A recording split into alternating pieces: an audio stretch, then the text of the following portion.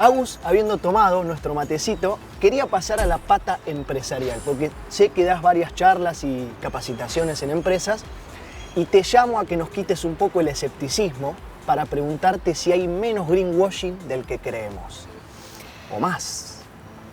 A ver, es difícil a veces juzgar el tema del greenwashing porque hay políticas que uno quiere empezar a aplicar, pero que después son difíciles de aplicar. Entonces, para mí, bueno, hay que empezar a distinguir entre, bueno, cuáles son las propuestas y después cómo se van aplicando esas propuestas. Greenwashing es básicamente pasar una política como si fuera sustentable, cuando en realidad no lo es. Bien. Entonces, acá se abre un abanico de políticas en las que no todas son iguales de eficientes a la hora de combatir el cambio climático, a la hora de luchar contra la desplastificación, a la hora de quitar elementos contaminantes. Digo, son un montón de cosas que una empresa tiene que empezar a aplicar para ser cada vez más verde, para ser cada vez más sustentable. Entonces, acá empieza a ser muy difícil porque, bueno, una empresa que, por ejemplo, mejora todo lo que tiene que ver con el desperdicio de agua, el desperdicio de residuos internos, pero que nosotros no lo vemos eso en el mercado. Claro. ¿Es greenwashing o no es greenwashing? Bueno, no lo es. Son políticas que efectivamente están aplicando para mejorar la producción, para mejorar en un montón de sentidos la descarbonización. Una empresa que su única política es cambiar el envase por uno con material reciclable, ni siquiera reciclado.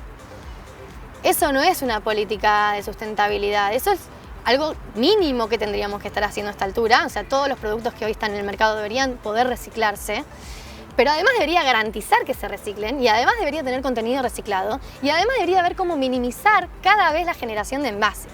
Entonces, ahí es cuando empieza a ser muy difícil.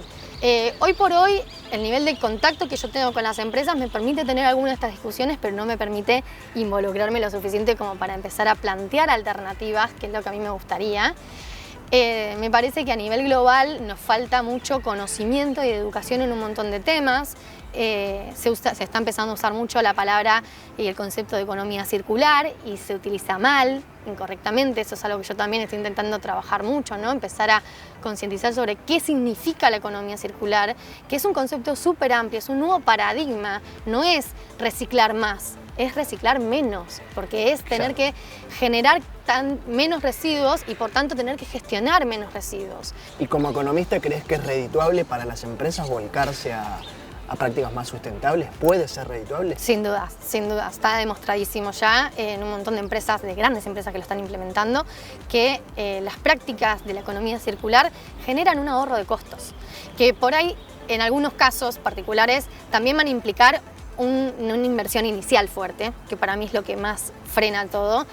La economía circular va a tener una gran inversión en todo lo que tiene que ver con traslados de cosas, porque nosotros si queremos reparar algo, bueno, yo tengo que llevarlo a un lugar, devolverlo y que vaya y vuelva, ¿no? Ida y vuelta.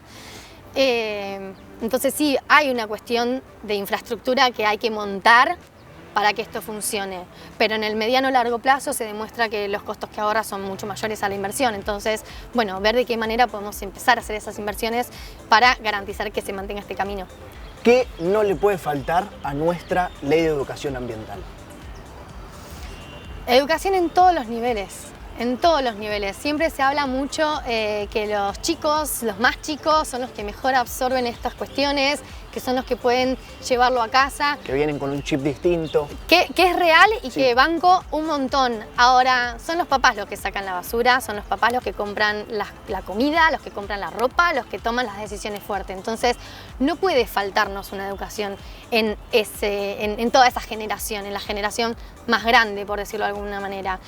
Y la educación ambiental tiene que estar en todas las esferas, en el sentido de que todas tienen su lugar. Entonces, empezar a aplicarlo desde todos los lugares para poder justamente ver de qué manera empieza a formar, lo ambiental pasa a ser transversal a todo. Agus, te agradezco mucho por haberte acercado. Nosotros en los cierres notas experimentamos un poco y proponemos juegos, trivias. Okay. Y en este caso, aprovechando que sabemos que no hay activistas perfectos y que la gestión cero de residuos es imposible, te voy a proponer 2 o 3 residuos para que me digas cómo tenemos que tratarlos. Dale. En 10 segundos. Dale. Encendedores. Difícil. Ese no tiene un canal oficial de reciclado, está formado por metal más plástico, un plástico que aparte no se recicla. ¿Qué solución tenemos hoy? Hay un montón de activistas y de artivistas, gente que hace arte con residuos, que aprovecha este tipo de residuos que son aparte muy llamativos, con colores y qué sé yo, para ponerlos en sus obras y de esa manera también visibilizar esta falta de gestión.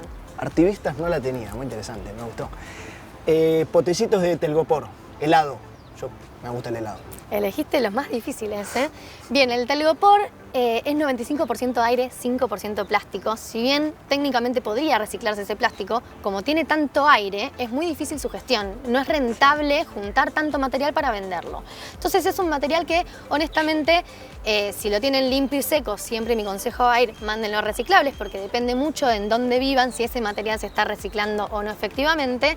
Ahora, mi consejo ulterior va a ser: no consuman, eviten este tipo de material. Las bandejitas de telgopor de las verdulerías se las pueden devolver al verdulero, entonces las vuelven a usar.